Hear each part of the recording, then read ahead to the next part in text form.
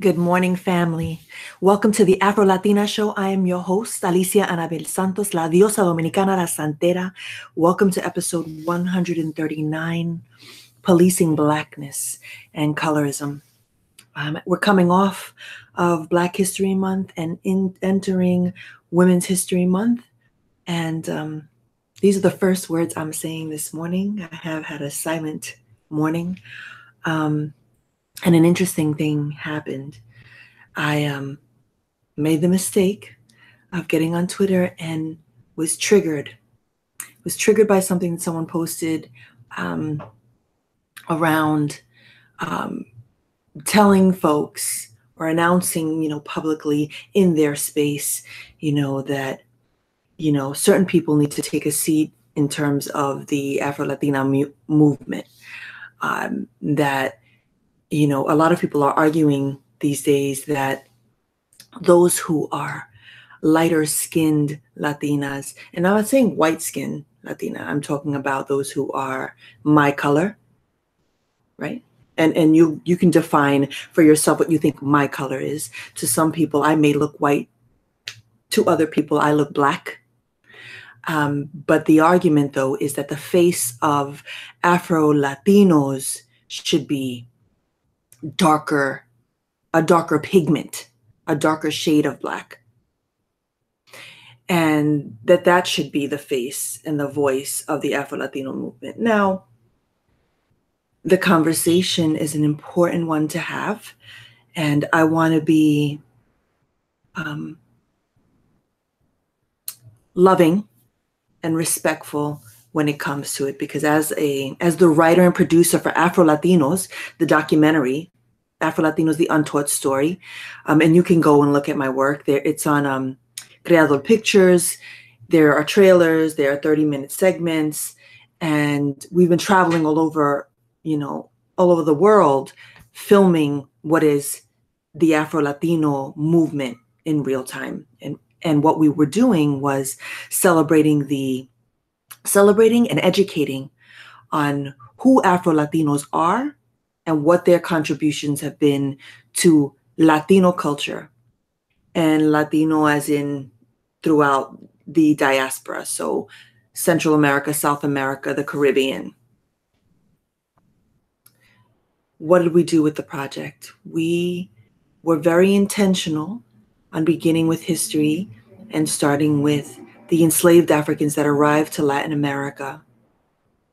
And the first two parts of Afro-Latinos is the history. So it talks about their arrival into our countries and the contributions that have been made in terms of religion, music, dance, gastronomy, social issues, the development of our nations, present day, discrimination, colorism, mixed children, the caste system.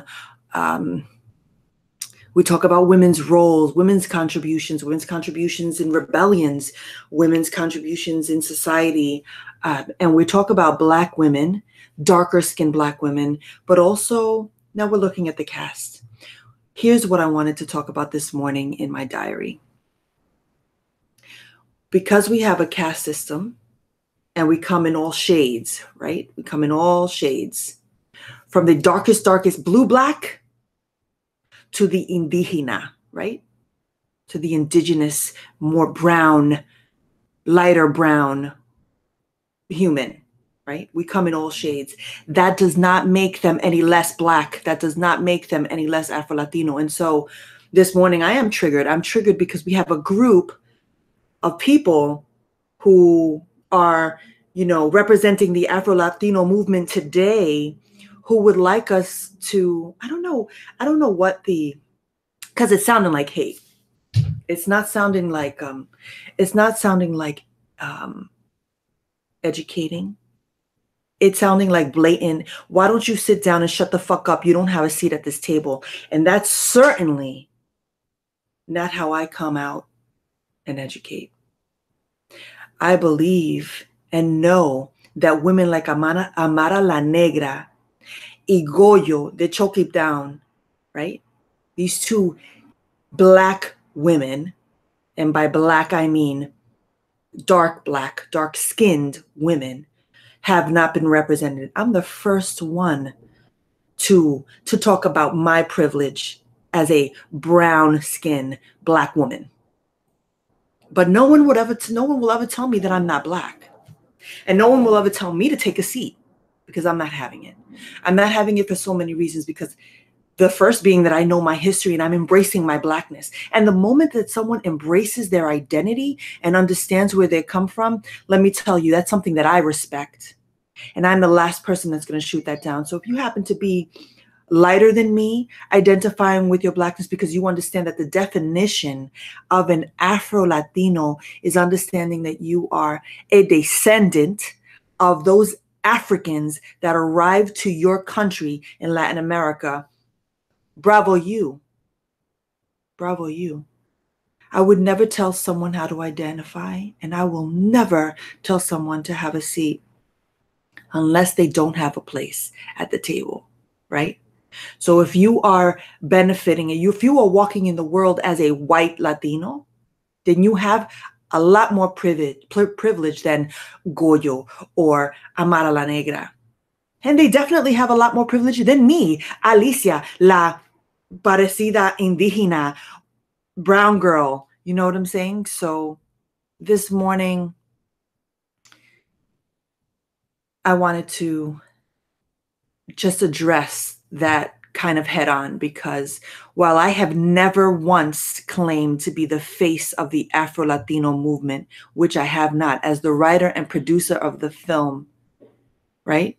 Which that in itself carries so much for me personally, because I went out there and I did the work. Now, it could be said, yeah, you went out there and did the work and you could go out there and get the funds. First of all, you don't know how I got the funds. You don't know what that struggle looks like. You don't know what my life looked like. A lot of people have a lot of assumptions, about how easy someone has had it. Now, would I ever say that I have had it worse than some darker skinned black women? I would never say that, because I live in this world and I consider myself a very aware, mindful, and respectful woman. So I understand how this world works. I know where I've benefited and I know where I have not. And so I'm very excited for this Afro-Latina, Afro-Dominican conversation that we're having in Brooklyn on March 17th. I will be posting the details in the description, because I think that there are conversations that have to be had. There's a lot of healing that has to happen. But what I am seeing is a lot of people telling people that they need to take a seat and shut the fuck up. And I do not agree with that. I am completely against that. For me, that is anti-Black, that is anti-Dominican, because I would never tell a woman, a Black woman, an African-American woman who's the color of my skin, that they weren't Black.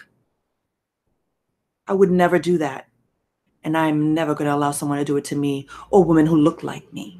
And so with that, I am wishing you all an amazing morning. There will not be a meditation with this diary, but there will be a setting of intentions. My intention as a writer is to ensure that our stories are included in history. May the words that I write reach the people who need to hear them. And may I continue to be guided and blessed by my ancestors. Ache. Have an amazing day. Peace.